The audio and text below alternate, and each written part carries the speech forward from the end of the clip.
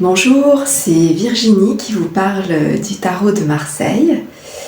Nous continuons notre parcours des 22 lames majeures, cette fois d'un point de vue relationnel, et nous en sommes à la lame 7, la lame du chariot.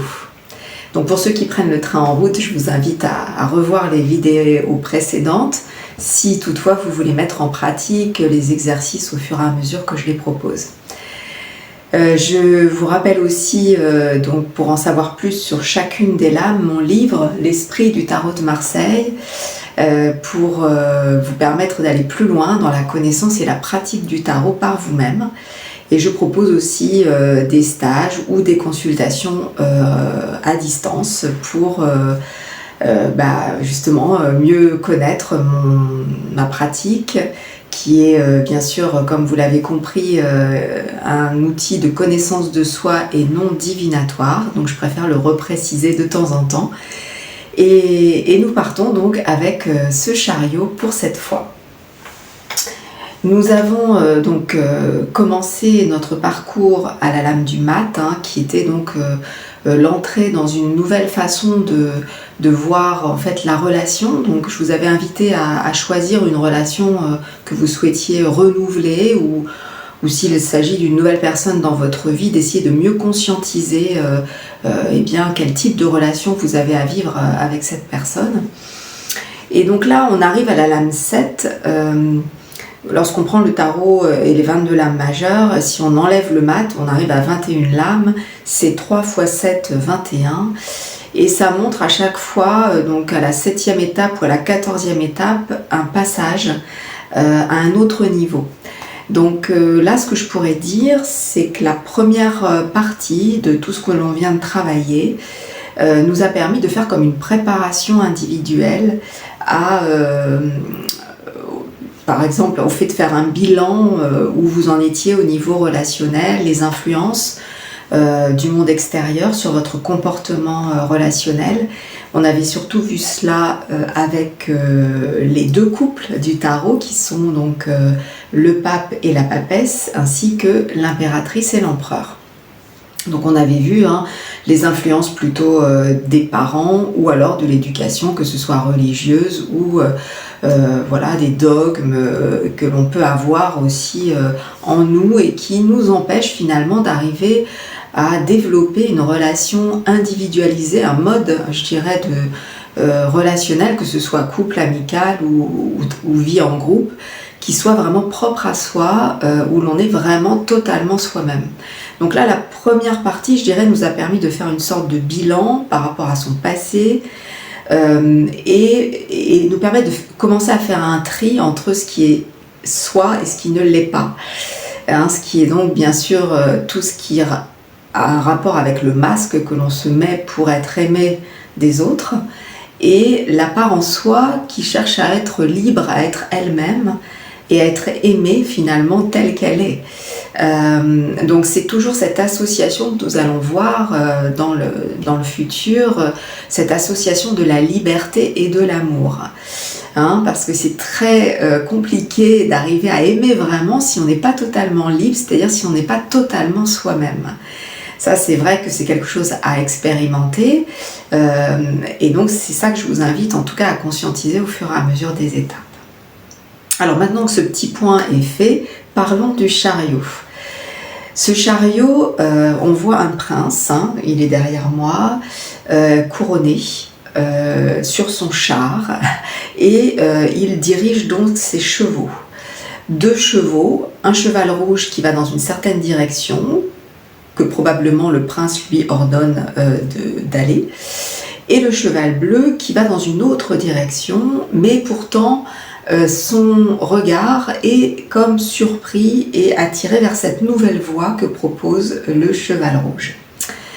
Donc si on l'adapte à notre question de la relation et de l'amour, eh bien à ce stade, il est important d'arriver à se fixer un nouveau but dans la relation. Normalement, on a tous les éléments qui nous ont permis de voir nos forces et nos faiblesses,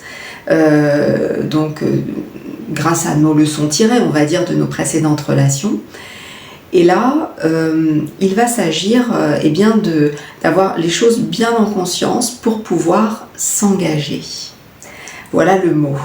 C'est-à-dire que la qualité du jour ou de la semaine, on va dire, à développer pour cette étape du chariot, c'est l'engagement. Alors l'engagement, parfois, fait un peu peur. Quand on parle d'engagement, beaucoup ressentent la peur de perdre sa liberté. Parce que s'engager, ça veut dire on ne peut plus faire marche arrière. Mais en fait, s'engager à partir du moment où on le choisit librement, parce que l'on sait nos motivations, pourquoi on a envie d'être en relation avec cette personne, parce qu'on a commencé à voir justement la beauté de cet être et le lien que nous avons avec cette personne, ou la possibilité de créer quelque chose avec cette personne qui va nous faire évoluer et que l'on va faire évoluer.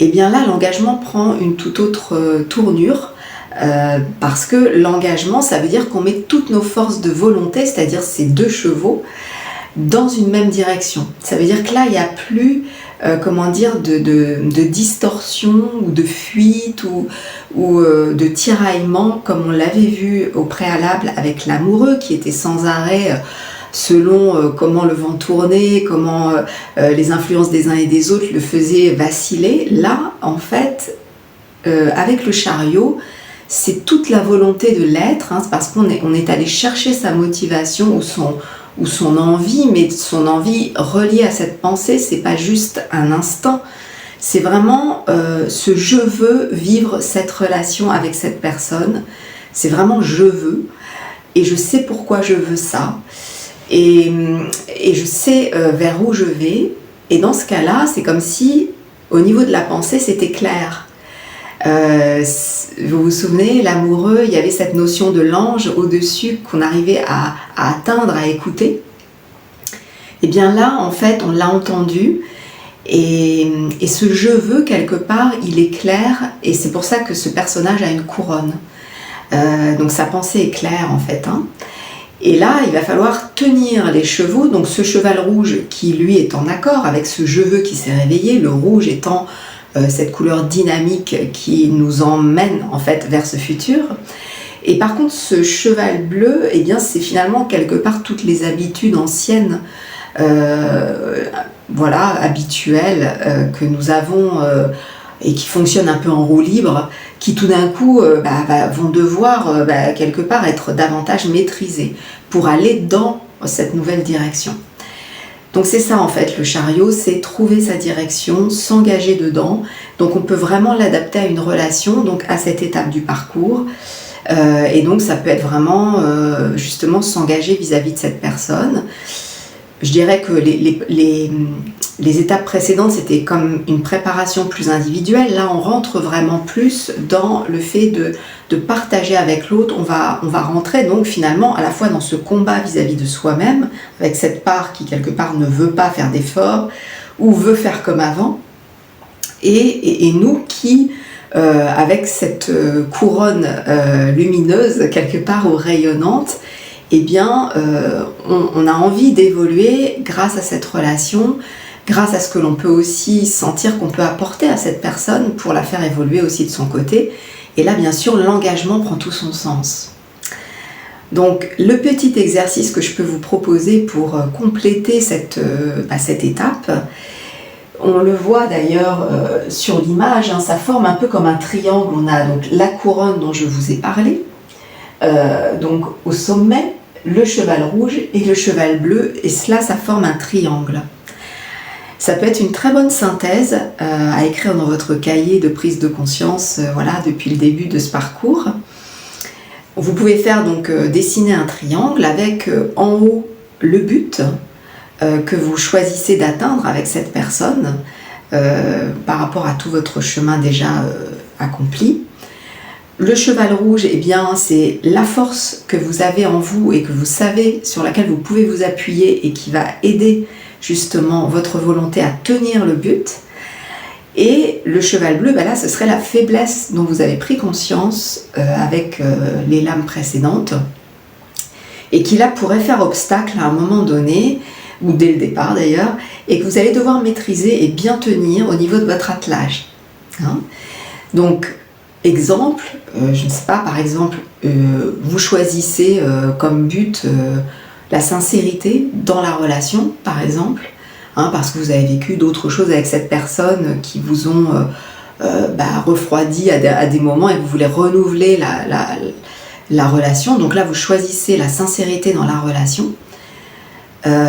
Votre force, par exemple, vous avez pris conscience, je ne sais pas, peut-être à la lame de l'impératrice, que vous aviez une capacité à oser dire sincèrement et de façon authentique ce que vous pensez. Ça, c'est une force. Le fait de savoir communiquer quand c'est le moment et ne pas attendre, ne pas refouler, ne pas garder. Donc ça, c'est vraiment une force sur laquelle vous pouvez vous appuyer pour emmener la relation vers plus de sincérité. Et la faiblesse, par exemple, ça pourrait être la méfiance, puisque si vous avez vécu quelque chose de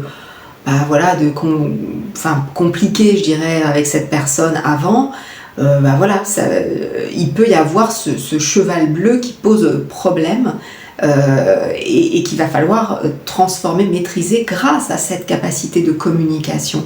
C'est le cheval rouge qui va emmener le cheval bleu et qui va petit à petit, même peut-être, le colorer en rouge et finalement emmener tout droit vers le but. Donc voilà, ce que je pourrais vous proposer, là c'est vraiment l'individualisation. On arrive à cette étape où on sait ce qu'on veut, on sait vers où on veut emmener la relation, bien sûr en accord avec l'autre, puisque là on va rentrer dans cette deuxième phase avec les 7 prochaines étapes qui vont être plutôt une période justement de transformation. Vraiment, on va être dans le vif du sujet de la transformation de nos mauvaises habitudes pour tendre vers un amour vrai, un amour plus élevé, un amour plus spirituel, et qui en même temps va nous amener vers une union intérieure de plus en plus profonde normalement. Voilà. Donc je vous laisse avec ce petit exercice, avec le fait de bien ressentir votre engagement. Je vais d'ailleurs je ne posterai peut-être qu'une prochaine vidéo dans 15 jours pour que vous puissiez bien valider cette étape. Et bien en attendant, je vous dis à suivre et je vous laisse donc vivre cet exercice. Et pour ceux qui ont aussi téléchargé mes exercices de sophrologie adaptés au symbolisme du tarot, vous pouvez bien sûr faire l'exercice du chariot pendant toute cette période pour renforcer votre engagement.